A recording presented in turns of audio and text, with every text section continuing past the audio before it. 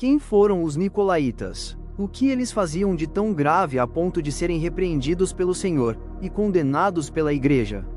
Essa é uma pergunta que muitos fazem, e apresentaremos aqui neste vídeo o que a maioria dos historiadores antigos e atuais dizem a respeito.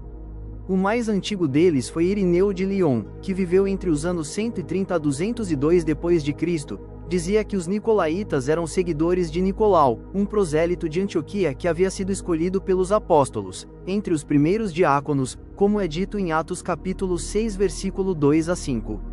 Escolhei, pois, irmãos, dentre vós, 7 homens de boa reputação, cheios do Espírito Santo e de sabedoria, aos quais serão responsáveis pelas necessidades das viúvas, mas nós perseveraremos na oração e no ministério da palavra. E este parecer contentou toda a multidão entre os gregos e hebreus, que elegeram Estevão, homem cheio de fé e do Espírito Santo, a Filipe, Procoro, Nicanor, Timão, Parmenas e Nicolau, o prosélito de Antioquia. E os apresentaram diante os apóstolos, que orando, impuseram-lhes as mãos e os ordenaram como diáconos. Conforme a declaração de Irineu, os nicolaítas cresceram em número de adeptos, levavam vidas dissolutas e sem limites, e estavam infiltrados em diversas igrejas cristãs da Ásia Menor, e bem atuantes nas cidades de Éfeso e de Pérgamo. Esse fato levou o apóstolo João a condená-los no Apocalipse capítulo 2, verso 6, quando escreve aos cristãos de Éfeso e diz: Tens, porém, isto, a vosso favor, é que odeias as obras dos nicolaítas, as quais eu também odeio. E quais eram essas obras, para que o apóstolo João os condenasse? É que os nicolaítas tinham uma posição bem liberal com relação à santidade do casamento e aos votos matrimoniais, porque eles deixavam que suas esposas fossem de outros homens e vice-versa.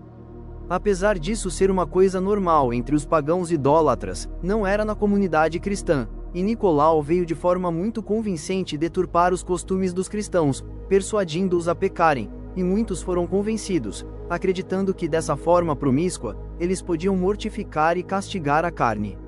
Por análise linguística, os exegetas afirmam que o nome Nicolau deriva da língua grega, e pode ser interpretado como aquele que conquista pessoas. Nicolaíta é um termo que provém de Nico, que significa vencedor ou conquistador, e laitanes, ou laos, laico, ou governo do povo. Isto indica o aspecto do caráter deste homem, como sendo alguém com forte poder de oratória e persuasão, e sabemos que na antiguidade, os nomes denotavam traços da personalidade das pessoas. Os registros extra-bíblicos indicam que Nicolau foi um religioso que aderiu à igreja, porém vivia de estratégias para a dominação e controle clerical da igreja, que estava mais interessado em criar e influenciar uma organização, do que disseminar o evangelho. Ao que parece, o movimento nicolaíta teve uma breve existência, mas durante a qual exerceu uma sensível e grande influência nas igrejas da Ásia Menor, o que levou muitos pais apostólicos a fazerem referência a esse grupo herético. Porém, tudo o que temos de informação documentada acerca da existência dos nicolaítas do primeiro século provém de informações deixadas pelos autores cristãos, que escreveram a respeito dessa heresia na segunda metade do segundo século.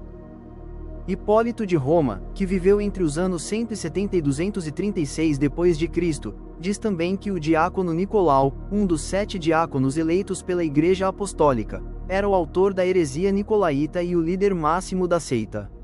Vitorino de Petal, de 270 a 303 anos depois de Cristo, disse que os nicolaítas eram naquela época homens falsos e problemáticos, que como ministros debaixo da orientação de Nicolau, haviam criado para si mesmos uma heresia, segundo a qual o que for oferecido a ídolos poderia ser exorcizado e comido, e que quem cometesse fornicação poderia receber a paz no 8º dia.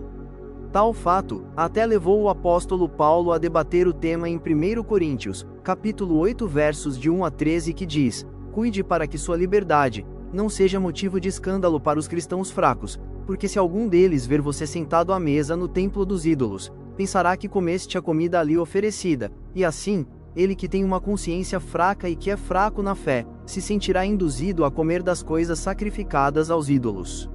Ele não viu você comer, mas supõe, e pode acreditar que você comeu, e assim acabar comendo dos sacrifícios aos demônios, e pela tua liberdade, mesmo você tendo a consciência de não haver comido, nem cometido nenhum pecado, fazer perecer seu irmão fraco na fé, pelo qual Cristo também morreu.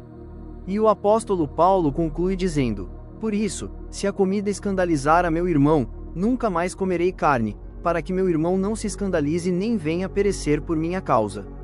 Já Eusébio de Cesareia, que viveu entre 263 a 339 anos depois de Cristo, disse que a heresia nicolaíta teve vida curta, mas é dele que vem a mais forte revelação sobre a conduta de Nicolau e seus seguidores. Ele cita o que disse Clemente de Alexandria.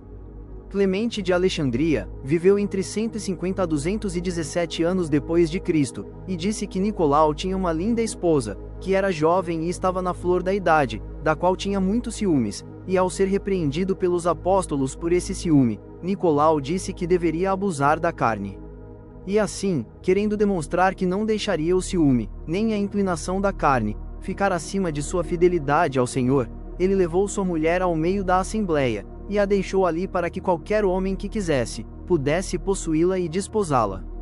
Nicolau queria demonstrar que nada nem ninguém estaria acima de Deus em seu coração, muito menos a sua esposa. Entretanto, alguns homens sem critério interpretaram isso de forma errada, e a atitude de Nicolau se desenvolveu em uma prática de heresia, através da qual muitos de forma imprudente se desviaram descaradamente para a prostituição. Porém, Clemente de Alexandria tenta isentar Nicolau de culpa, dizendo que ele jamais possui outra esposa, a não ser a mãe de seus filhos, e que em sua família, tanto as filhas quanto o filho envelheceram virgens. Está escrito no livro O Estromata, ou Miscelâneas livro 3, trecho 4, sobre o que disse Clemente, abre aspas. Mas entendo que Nicolau não teve nenhuma relação com outra mulher, além daquela com quem foi casado, e que no que diz respeito aos seus filhos, é que suas filhas continuaram em estado de virgindade até a velhice, e seu filho permaneceu incorrupto.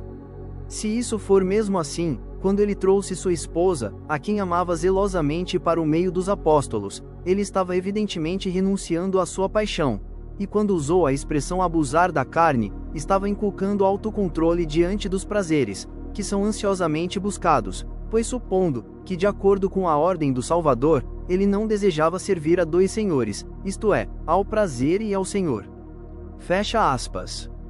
Pelo que se sabe, essa heresia foi muito combatida pelo apóstolo Paulo, e por João, desaparecendo gradativamente em meados do segundo século.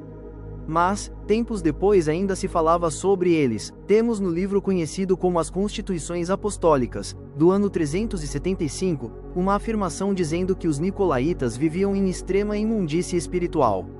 Também, o venerável Beda, que viveu entre 673 a 735 anos depois de Cristo, disse que Nicolau permitiu que muitos homens se relacionassem com a sua jovem esposa. Séculos mais tarde, Tomás de Aquino, que viveu entre os anos 1225 a 1274, disse que Nicolau incentivava a poligamia, e que os homens trocassem entre si suas próprias esposas. Portanto, fica bem claro qual era o estilo de vida promíscuo dos nicolaítas, caracterizando-se pela imoralidade sexual matrimonial, pela participação nas cerimônias aos deuses pagãos, e em comer das carnes que foram oferecidas aos ídolos nestes rituais, ou seja, pela total perversão da verdade.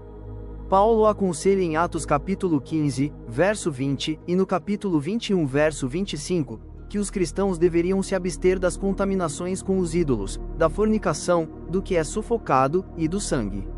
Em resumo, vemos que tanto Irineu, como Hipólito e Vitorino afirmam que a doutrina dos nicolaítas era semelhante à doutrina de Balaão, a qual também é a mesma doutrina de Jezabel, descrita em Apocalipse capítulo 2, versos 14, 15 e 20, que se baseava em comer das coisas sacrificadas aos ídolos, e na prática da imoralidade sexual.